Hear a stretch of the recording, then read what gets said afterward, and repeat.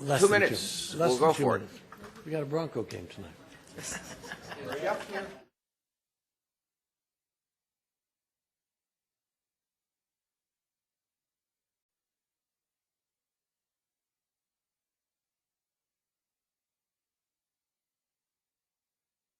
Item listed is for discussion only.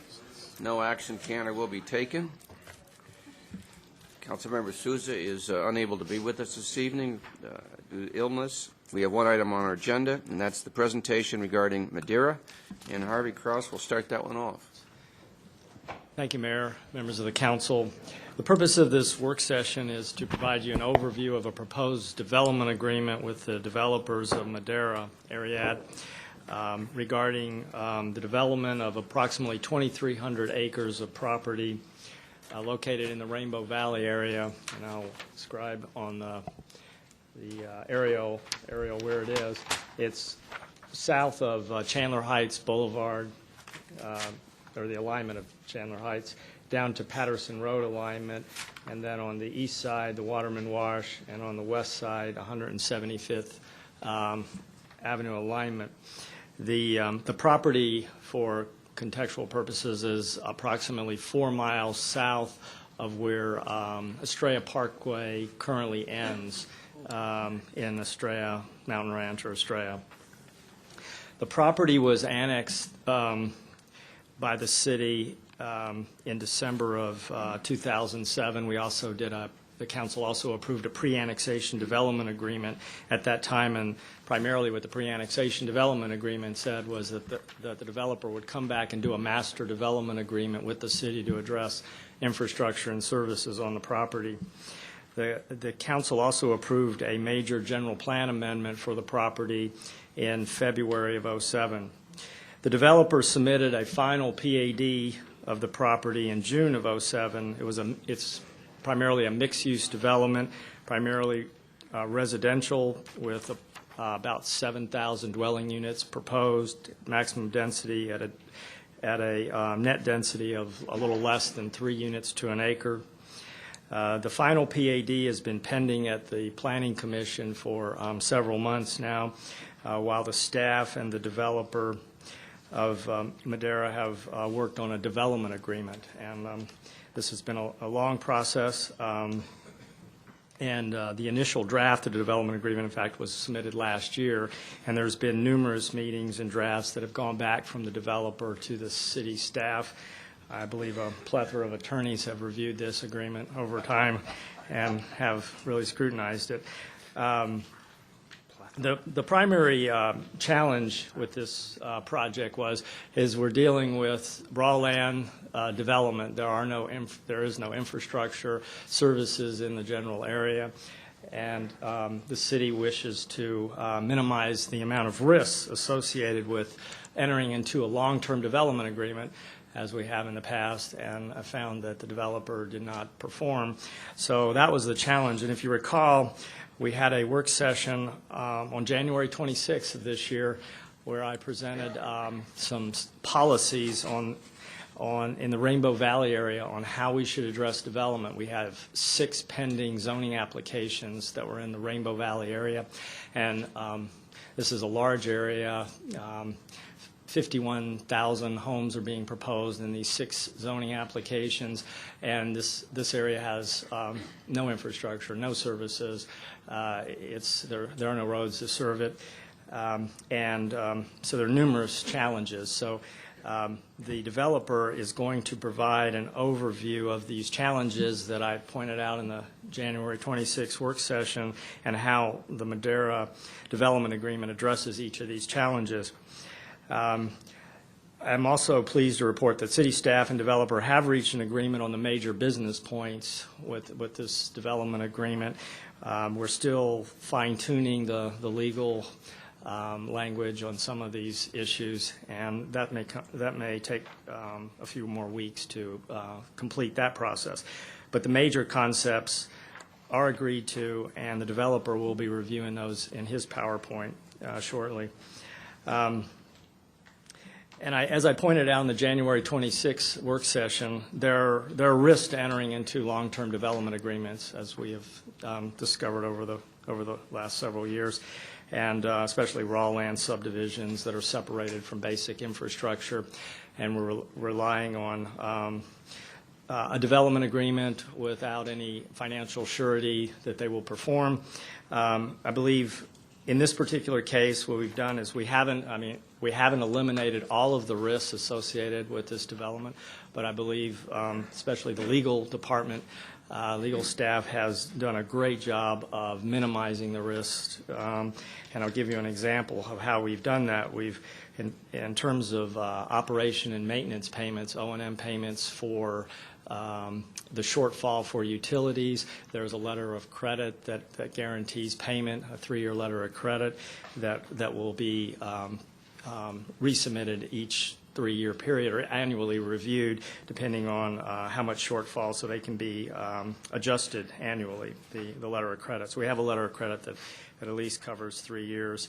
On the public safety side, we also have a 3-year letter of credit that covers us, and that will be resubmitted every once that 3 years is expired. It also can be adjusted annually depending on the amount of shortfall.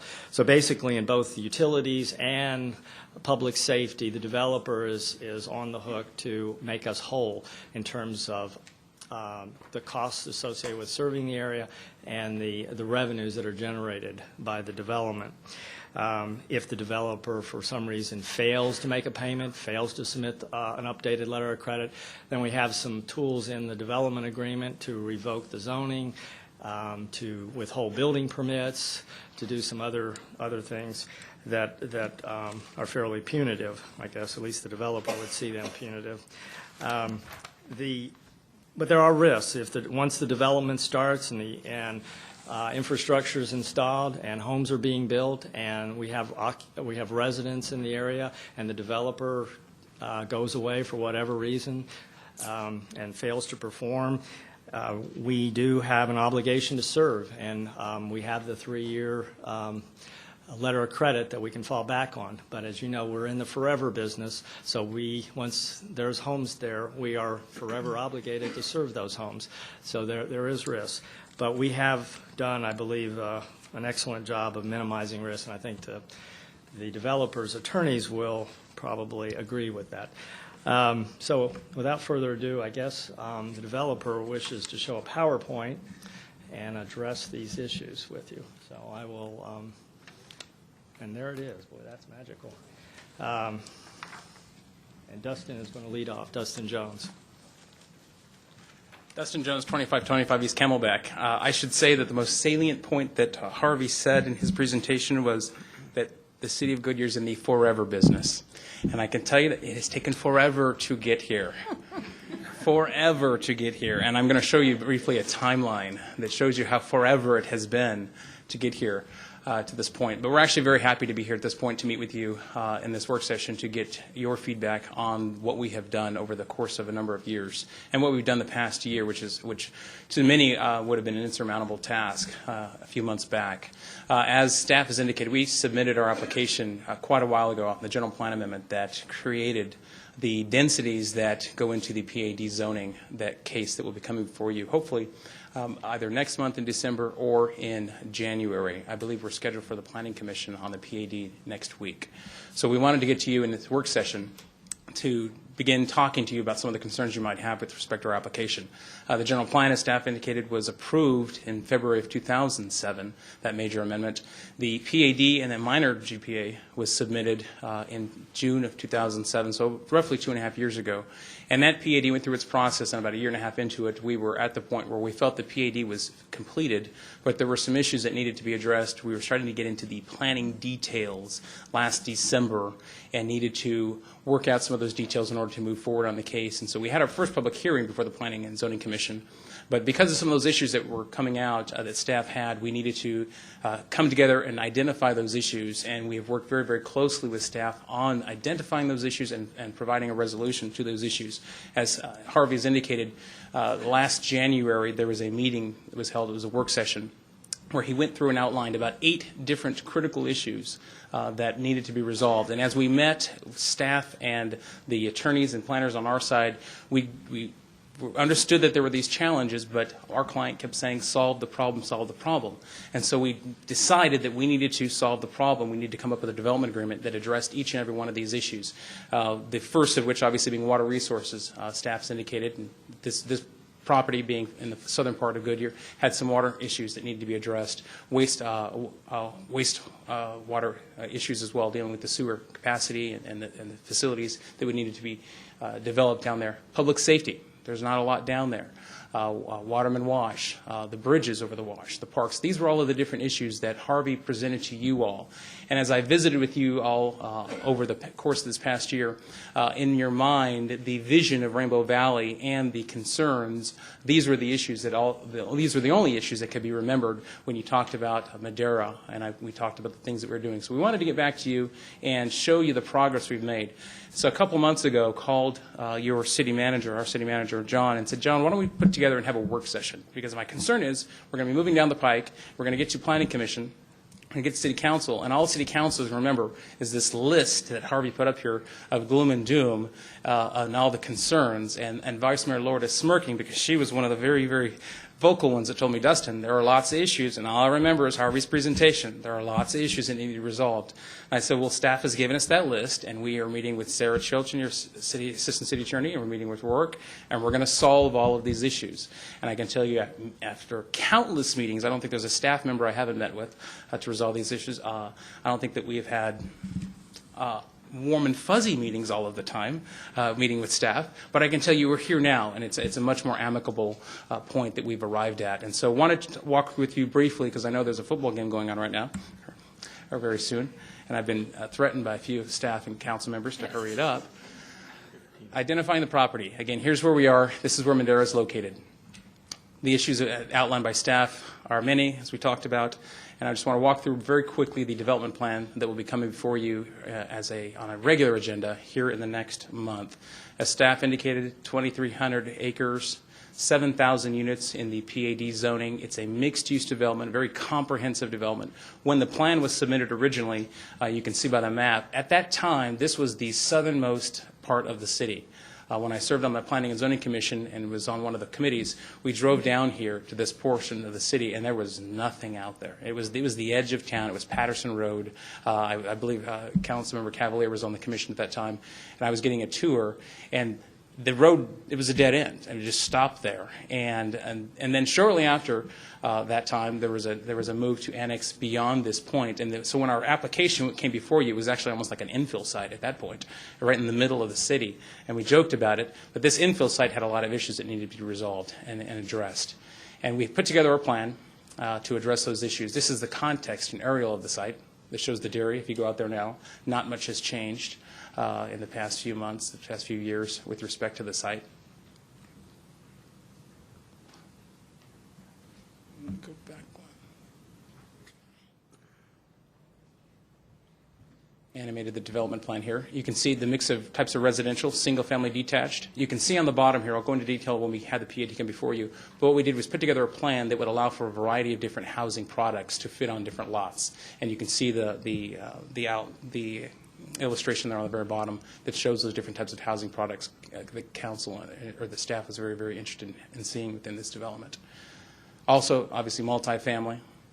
And then we have a village core, which is right in the center of the development that has a mix of uses. It's 58 acres, but there's commercial office, there's room for a community center in that part of the development, as well as the mix of commercial. You can see an area of what would be kind of a town center.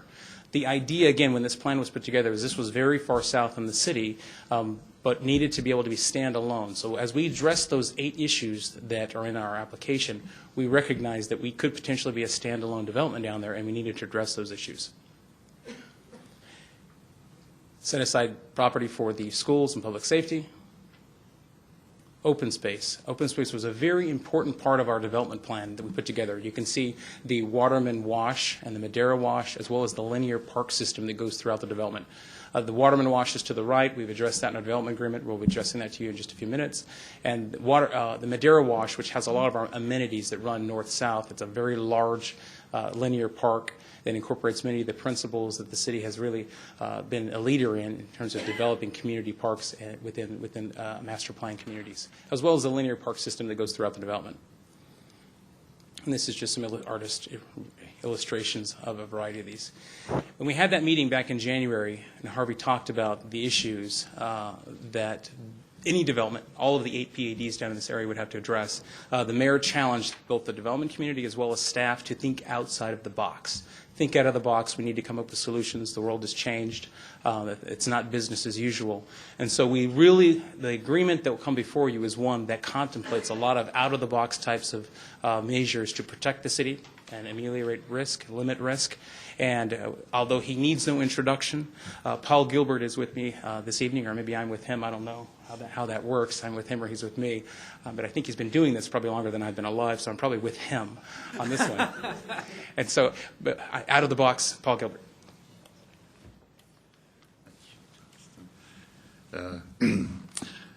Thank you, Dustin. Paul Gilbert, 4800 North Scottsdale Road. I appreciate my son discussing some of these things with you earlier. This is a classic vindication of the principle that development should pay its own way. That is the guiding principle that's taken us through this development agreement, and it was with unmitigated pleasure that I attended the last meeting and saw for the first time a smile on John's face in our meeting. So I knew that we were making some progress. We're going to take as our key, and I can do this very quickly, the challenges that Harvey gave us at that meeting, because they were of concern, and many of you expressed that concern, and we would like to go through them item by item and briefly in Syria review these challenges. One, water resources, concern about poor quality of water, and the need for wastewater treatment plants. Our resolution of those, and we're taking these two together because it's basically the same resolution. We've got a preliminary study that shows we have both good quality water and sufficient quantity, but in case that isn't the case, we submit that. You get a chance to review it. Your staff does. If we don't measure up, then we have to go do alternative measures. We basically avow to you that we will be self-sufficient in water and wastewater. That, I think, removes a tremendous concern that many of you have had. We will provide our own water source for the project's 100-year supply, and importantly, all necessary infrastructure will be built to existing city standards and completed prior to recording our final plat. Thereafter, we will dedicate the system to the city and retain a third-party operator. Continuing with the wastewater and water resolutions, we've agreed to the operation and maintenance regardless of the unknown treatment costs. We're going to pay those costs, and we will pay them until there are sufficient revenues that the construction will pay its own way. So we're on the hook. If we don't get this taken care of in the first 3 years, as Harvey said, we'll execute additional letter of credit to take care of that. And we basically are on the hook, and the development agreement is very firm on this to pay for all O&M costs until it can be self-sufficient. Many of you, as you hear this, will hear a real vindication of my reputation as Giveaway Gilbert. We have really worked carefully and tenaciously with your staff, and frankly, they've proved to be more tenacious than we are, I think. We ended up agreeing with almost all the provisions that your planning staff was concerned with. Quickly on the public safety services, it is very similar. We'll be building the necessary infrastructure for fire and police, depending on the timing of the Willis Station. Again, we will pay for the O&M costs in the initial phases, similar, very similar to water and wastewater. Waterman Wash. The concern was that this was a regional problem, and we have agreed to spearhead this regional effort. In addition, there was concern about the Waterman Wash bridges, and what we've agreed to is construct an all-weather crossing to accommodate a 100-year storm event consistent with ADOT standards. Later, there will be an impact fee study funded by us that can determine the number of bridges and related costs and the proportionate share to be allocated among the players in the entire region. We're not representing to pay for all of it, but we'll fund the study, and then that will determine the pro rata allocation. I think that addresses the concern that you had. Community parks, just very quickly, you're looking at more than 300 acres within the region. We have agreed in our development plan to designate that area, and if the city desires to go through, we will make that available to the city at market value. Concern was raised with regard to the community facilities districts. We're not asking in the development agreement at this time that you agree in advance to CFDs, but we've basically put a provision in there that says we can bring a future request before you, and we must justify that on the merits. Quickly, with regard to the finances, all infrastructure will be constructed before issuance of the first C of O. I repeat that. All infrastructure will be constructed before the first C of O. So that puts us on the hook. We've got to have the infrastructure in place before we can obtain a C of O for the project, and then we're putting up letters of credit to guarantee the O&M payment, as we've pointed out before. That covers the 8 items that Harvey outlined to you of concern. Closely and tangentially related to those 8 areas, there are 3 other quick points that I think are worthy of noting. The transportation issues concerning Rainbow Valley Road. We are in agreement that prior to the issuance of the 2,347th building permit, or as otherwise determined by a traffic study, to add 2 additional lanes to Rainbow Valley Road or provide a 2-lane roadway connector to Australia Valley. We will leave that pretty much to the discretion of the city to determine. I mentioned, too, that we will provide water studies, and those water studies must be approved by the city. If we don't have sufficient water, we're committed to find another source for that water, and I repeat, we are providing the water, both the quantity and quality for the project. And then last is the regional impact fee study, and the city, under the development agreement, may, in its discretion, commission a study funded by us to determine the need for bridges across Waterman Wash, capital infrastructure, and determine Madera's proportionate share. So that concludes our presentation. I'm trusting my brevity will be rewarded in the future, and would be happy to answer any questions that you have. I think, and I hope you understand, we really have worked very closely with your staff. We've addressed every issue that's come up, and I believe we have a workable solution that, as Harvey said, and I liked his choice of words, minimizes the risk to the city. We're taking the risk. We pay for the development as it goes. Be pleased to answer any questions that you have. My pleasure. What's the next action?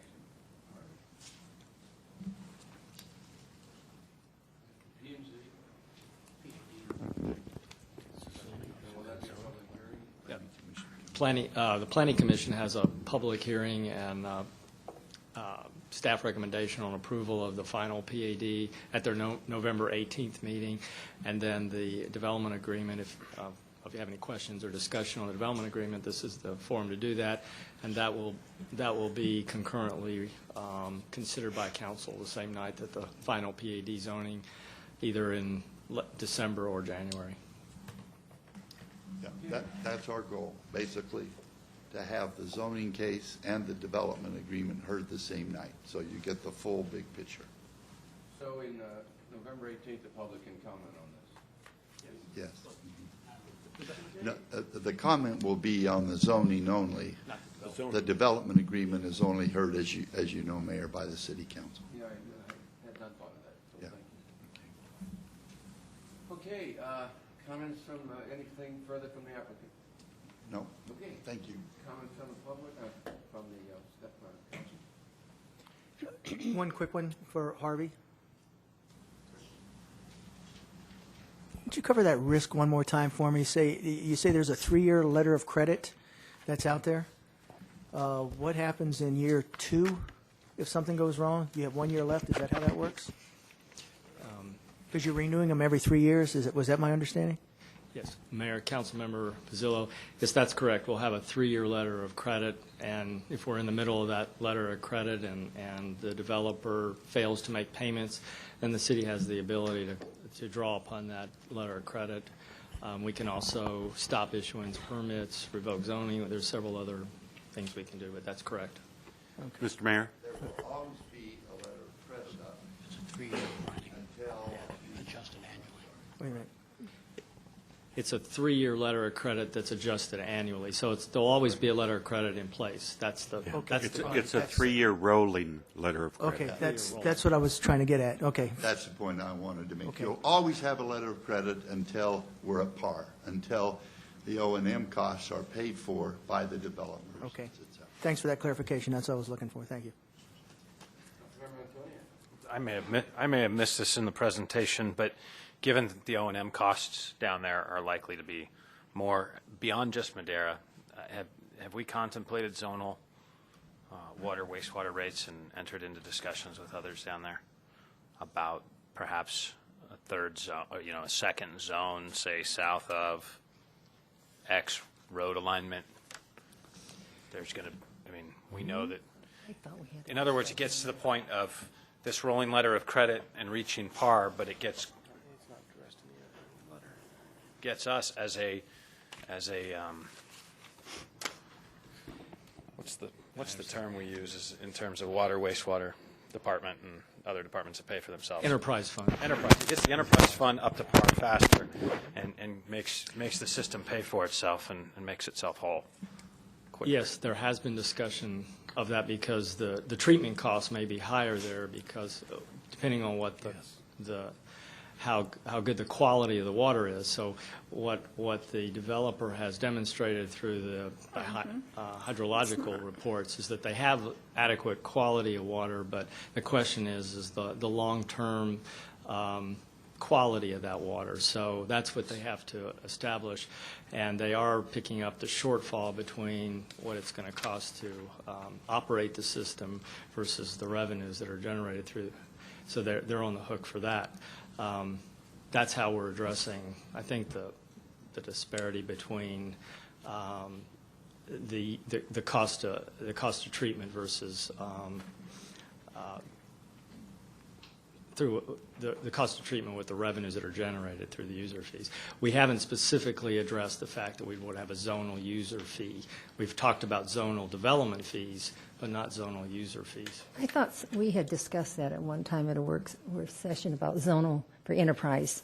We talked about development. And especially since that's so distant away, I'm not so sure that I do not like the idea of any of our citizens having to pay to support that. The people that are living there should be supporting that. Yeah, and I don't think this is solely a Madera issue. It comes up No, it in comes up in many. context of this, but it's something, John, for you and your staff maybe to discuss. We're aware of it, and we're very aware of the developers paying for the cost of their development. Yeah. I must say that from Mr. Narriman all the way down through his development staff, Mr. Gilbert and Dustin, everybody, this is truly a land-changing agreement. They have come to the table seriously. They have negotiated with us seriously. We have held out for the protection of the citizens in this development, and they have agreed to all the terms that we were trying to negotiate. So I want to just compliment them and Harvey and his staff, everybody for negotiating this, and Sarah Chilton and Rourke for being involved in it also. Okay.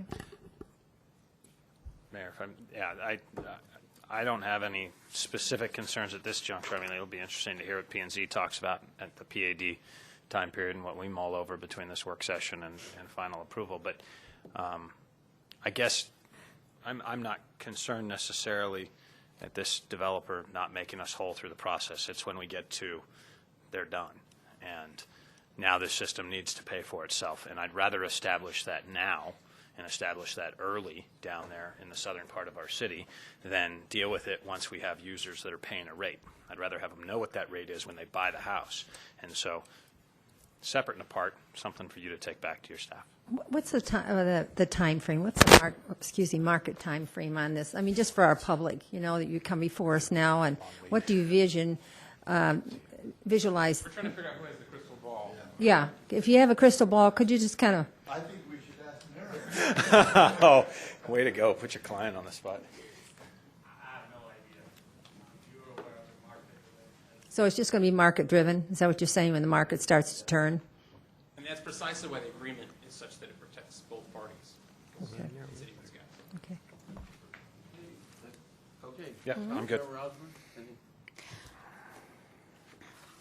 I won't be very nice right now, so I don't think you want to hear from me today, Okay. because I'm not happy with it. Yeah, I have, and this is a lot different than last time we heard from you, but I still have a concern, and I don't know if you've addressed that or not.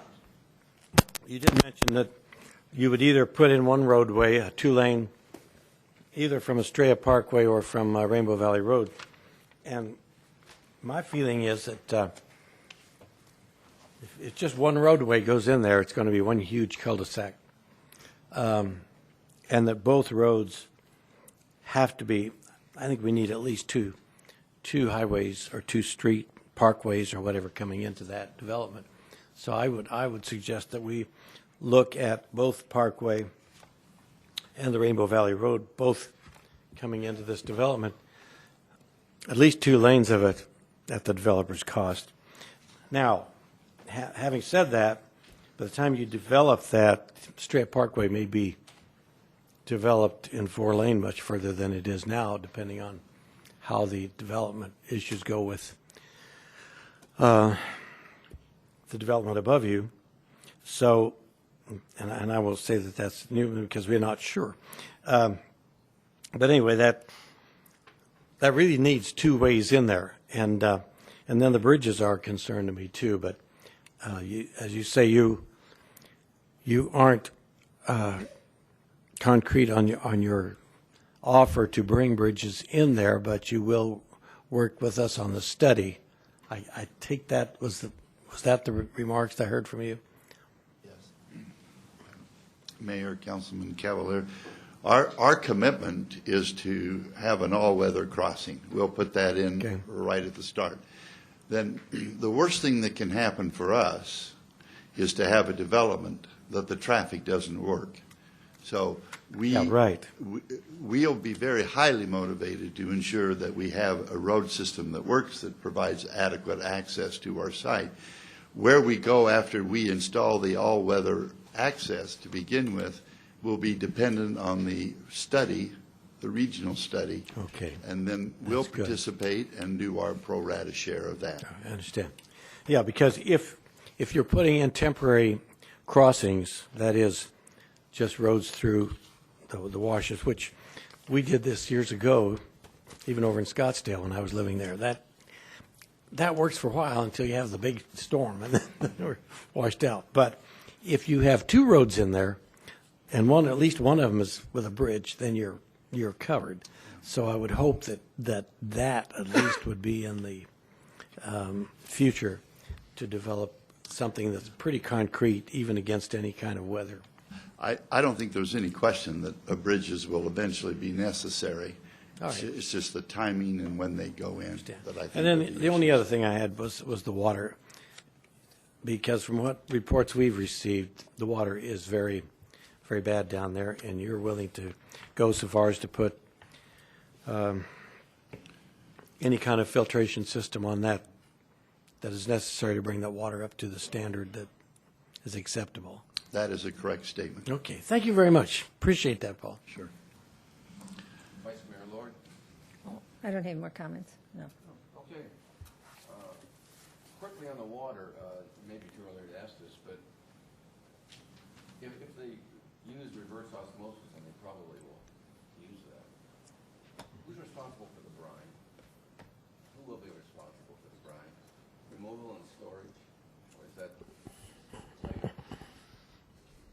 I would say that based on the negotiations to this point, that would be part of the system that they will have to put in the infrastructure to handle, and so it will be part of the development. I agree if we use that process.